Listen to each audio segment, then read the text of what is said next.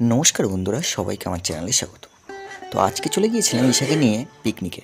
Picnic বলতে কিছু দাদারা এবং বন্ধুরা মিলে একটা ছোট্ট করে পিকনিক করছিল। সেখানেই ইনভাইট ছিল, সেখানে আমরা গিয়েছিলাম। শুধু যে দাদারা বন্ধুরা ছিল সেরকম না, সবার পরিবার মিলেই আমরা যাচ্ছিলাম। কিন্তু পিকনিকটা ছিল একটা পাড় হাউসের নিচে। আর এই পাশে ঈশাকও বলছে যে ওখানে আমি কি করে যাব, ওখানে সব ছেলেপেলেরা রয়েছে। আমি বলছি না পাগল, চলো, ওখানে অনেক মহিলা মানুষও রয়েছে, বৌদিরা রয়েছে এবং তাদের মা সবাই আছে।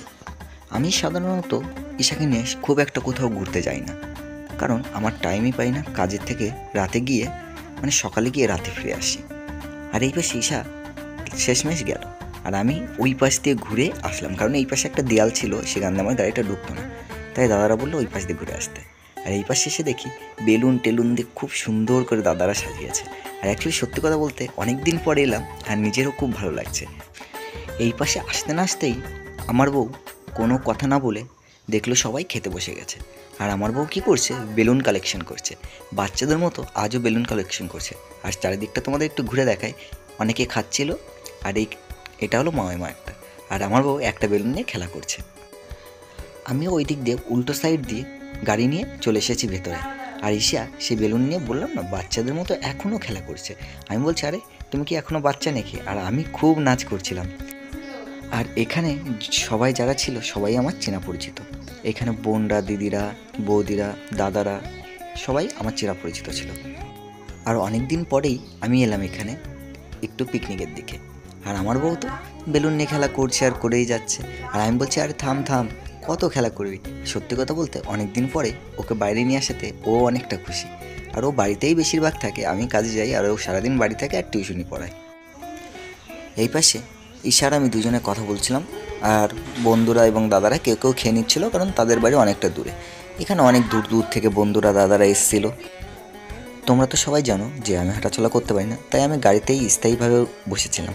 আর ঈশাকে নিয়ে আমি নাচছিলাম। তাই ঈশা হাসছিল আমাকে দেখে, কিন্তু অ্যাকচুয়ালি ও খুব খুশিও ছিল যে আমি অনেক দিন পরে নাচ করছিলাম। তো ফাইনালি খাওয়া দাওয়ার পর বললাম, কারণ অনেকটা দেরি হয়ে গেছিলো, রাত হয়ে গেছিলো, তাই বেশি রাত করব না। তাই খাওয়া দাওয়াটা সেরে তাড়াতাড়ি করে বাড়ি যাব সেই চিন্তা ভাবনা করলাম। আর আমি এখানে বসে দাদাদের সাথে খুব নাচ করছিলাম এবং বন্ধুদের সাথে খুব কথা বলছিলাম। আর ঈশা এখানে দাঁড়িয়ে দাঁড়িয়ে দেখছিল। আর সত্যি কথা বলতে অনেক দিন পর এরকম একটা এনজয় করছিলাম বন্ধুদের মিলে, সবাইকে নিয়ে। ঠিক আছে, ভাবলাম জীবনে যা হয়ে গেছে সেটা নিয়ে তো দুঃখ করে লাভ নেই, কিন্তু সব কিছুর মাঝখানে একটু এনজয় করাটাও জরুরি। তাই ঈশা নাচ করছিল, দাদারা আমাদের সাথে সবাই তালে তালে গাড়িতে বসে নাচ করছিল। আর এক কথায় আমি খুব খুশি ছিলাম যে অনেক দিন পরে এরকম নাচ করলাম এবং অনেক এনজয় করলাম এখানে এসে। ও হ্যাঁ, ঈশা খাওয়া দাওয়া করতে করতে উঠে চলে এসেছিলো আমার কাছে, কারণ ভাত রান্না এখনও কমপ্লিট হয়নি। আর আমি ঈশাকে বলছি চলো দুজনে একটু নাচ করি। হয়তো তোমার মতো দাঁড়িয়ে সবার মতো আমি নাচ করতে পারি না, কিন্তু তোমাকে খুশি দেওয়ার জন্য গাড়িতে বসে একটু নাচ করি। এই পাশে সব বেলুনগুলো ফাটিয়ে দেওয়ার জন্য ঈশা এইগুলো নিয়েই বাচ্চাদের মতো সবার সামনে খেলা করছে। আমি বলছি আরে থাম থাম, ও করেই যাচ্ছে।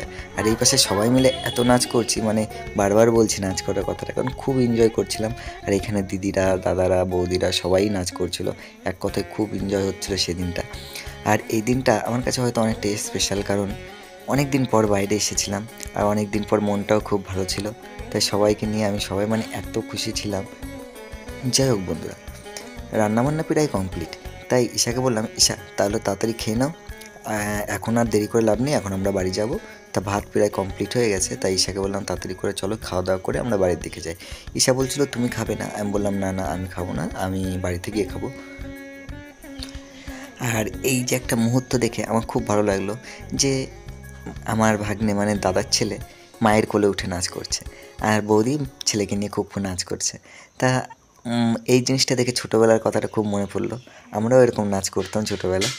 তো এই জিনিসটা যখন ও বড় হয়ে দেখবে, ও কতটা খুশি হবে, তাই না? যাই হোক, ফাইনালি খাওয়া দাওয়ার সময়টা চলে এসেছে। তাই ঈশাকে বললাম তুমি তাড়াতাড়ি করে খাই নাও। আর ঈশা খেতে বসে গেছে। আর কী কী রান্না হয়েছিল সেটা তো তোমাদেরকে বলাই হয়নি। এখানে রান্না হয়েছিল ডাল, এঁচোড় চিংড়ি। আর অন সিজনে এঁচোড় চিংড়িটা সত্যি খুব সুন্দর হয়েছিল। আর এঁচোড় চিংড়ি, ডাল, তারপর মাছের ঝোল, মাংস। আর এক কথায় রান্নাবান্নাগুলো খুব সুন্দর করেছিল আমার দাদার শাশুড়ি। ঈশা এখান থেকে খেয়ে নিচ্ছিল আর আমি বাড়ি গিয়ে খাবো, এই জন্য আমি ওখানে বসেছিলাম। তাই ঈশা বলছে যে আর দাও না আর দাও না, কিন্তু অত বড় মাছটা ঈশা একা একা খেয়ে নিল আমাকে রেখে। আমি বলছিলাম যে এত তুমি খেতে পারবে অত বড় মাছ? এমনিও সাধারণত বড় বড় মাছ খায় না, খুব কমই খায়। তাই ও বলছে না আমি খাবো না এতটা। যাই হোক বন্ধুরা, ভিডিওটা কেমন লাগলো অবশ্যই একটা লাইক শেয়ার কমেন্ট করে দিও।